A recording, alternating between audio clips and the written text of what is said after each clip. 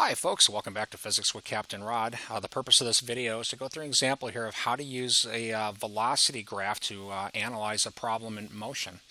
So this particular problem we're going to talk about actually has some special meaning for me here. There's a little story that goes with this problem, and I'll try to make it short. But when I was in high school, I had a good friend. His name's Trapper Mers, and Trapper Mers one day was driving his parents' Honda Accord, and he came around a corner and hit not one, but a pair of cows.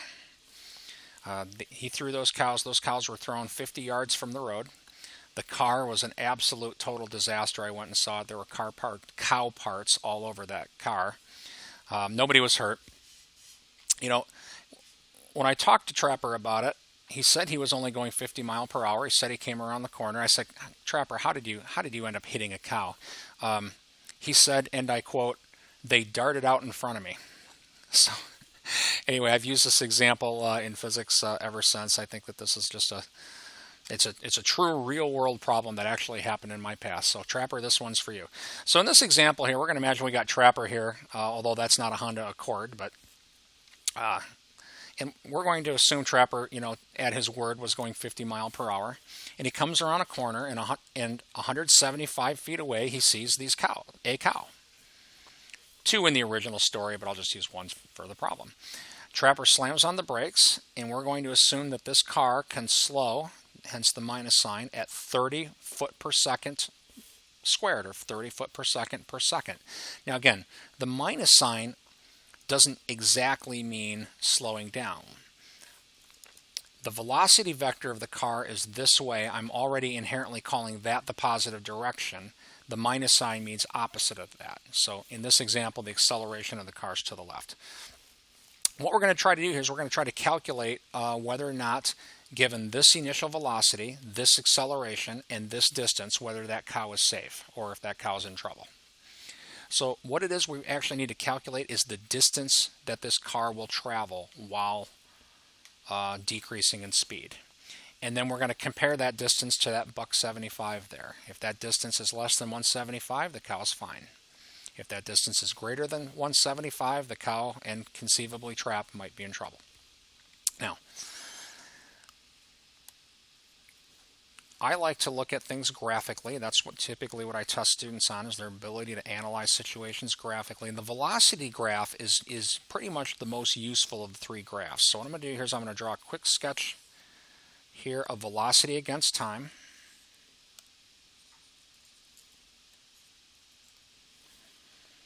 Now, before I actually draw the sketch, I'm taking note units. Our velocity is in mile per hour, our acceleration in foot per second squared, and the distance in feet. So standard English units for working problems in physics would be feet and seconds. So before I do anything else, I'm going to go ahead and convert this mile per hour into feet per second. So we got 50 mile over hours times. All right, to convert the miles into feet, we need a conversion factor with miles in the bottom, feet up top, so that the miles cancel. There's 5,280 feet in 1 mile. Now, as this sits, that now will come out to feet per hour. We want to get rid of the hour, so what I'll do is use another conversion factor with units of hours up top, seconds in the bottom, and there's 3,600 seconds in 1 hour. So if we go through all these calculations here, the hours will cancel, the miles will cancel, and this will leave us with feet per second. Anybody watching, if you're not familiar with unit conversions, you can go back and watch my videos on how to convert units. What's that come out to be, please? You can go ahead and tell me. 73.3? All right, so it looks like that's about 73.3 feet per second. Don't need this anymore. All right. Whoops. Not what I wanted to do. I want to get rid of just that. There we go. All right, so getting back to our velocity graph, at t equals 0, our velocity is 73 feet per second, so that's up here somewhere. And these are in units of feet per second.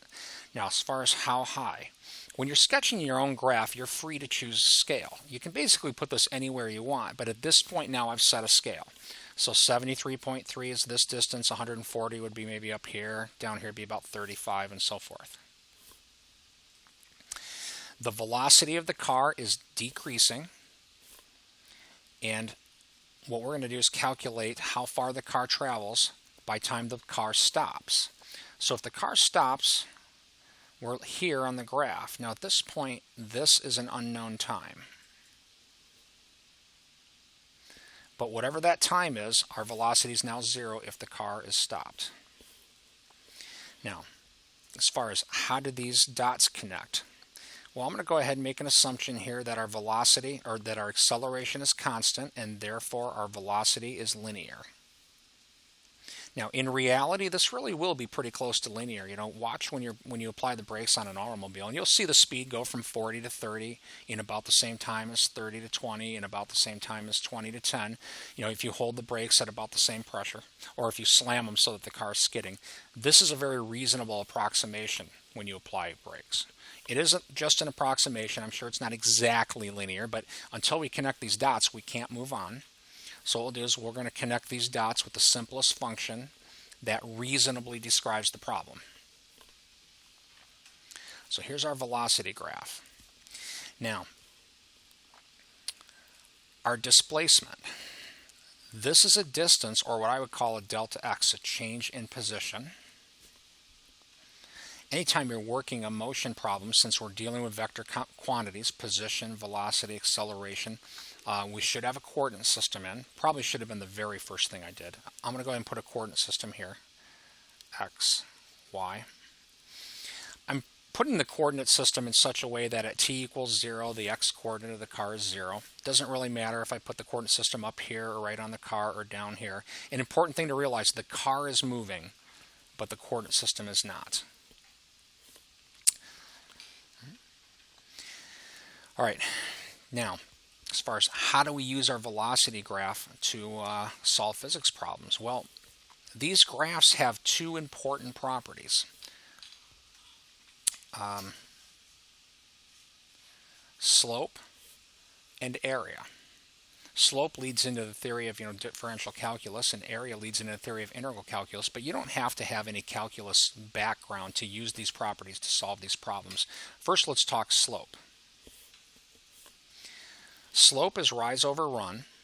In this example, that's the rise, and then that's the run. And on a velocity graph, the slope gives you the acceleration.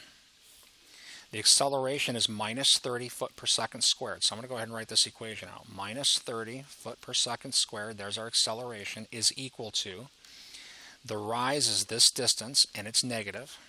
Negative because v initial is plus 73, but v final is 0. So this is going to be negative 73.3 feet per second over the run, which we don't know. I'm just going to go ahead and call it t.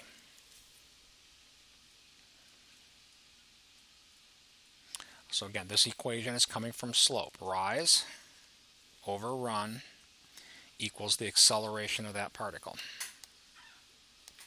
Now, this equation has only one unknown, t. So I can solve for t by multiplying both sides by t. Over here they cancel. I'm going to go ahead now and put note consistent units and leave them out so I don't have to keep copying them over and over and over.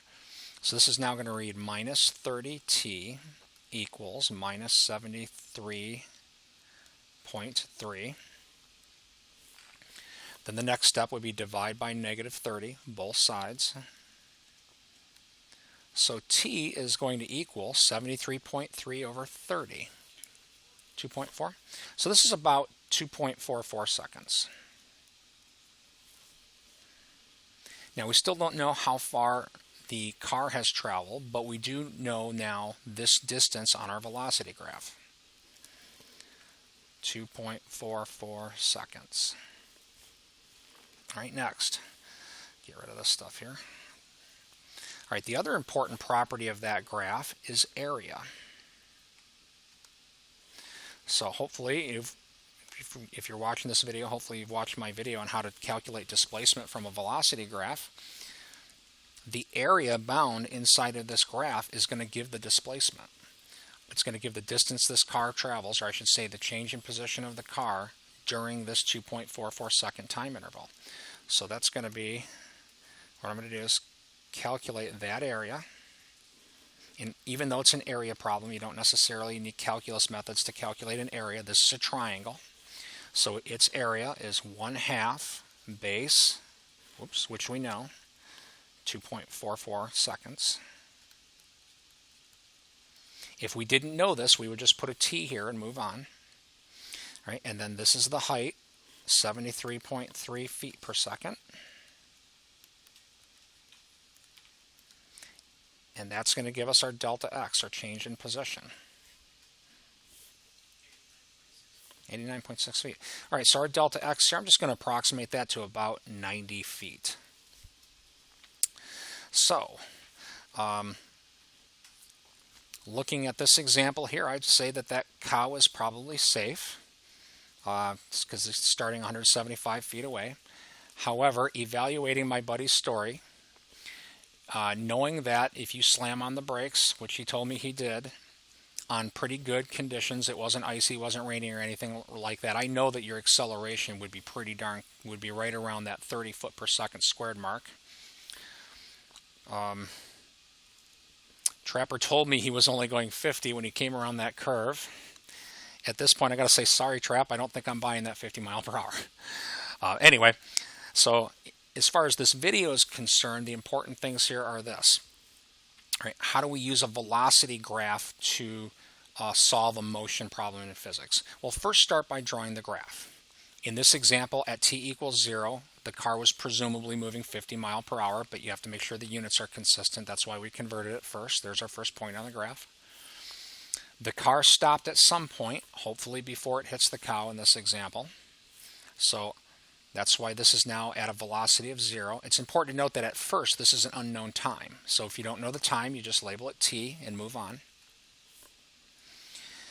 We connect the dots linearly. Now that's a bit of an assumption. It's a pretty good assumption when you're talking about accelerating vehicles.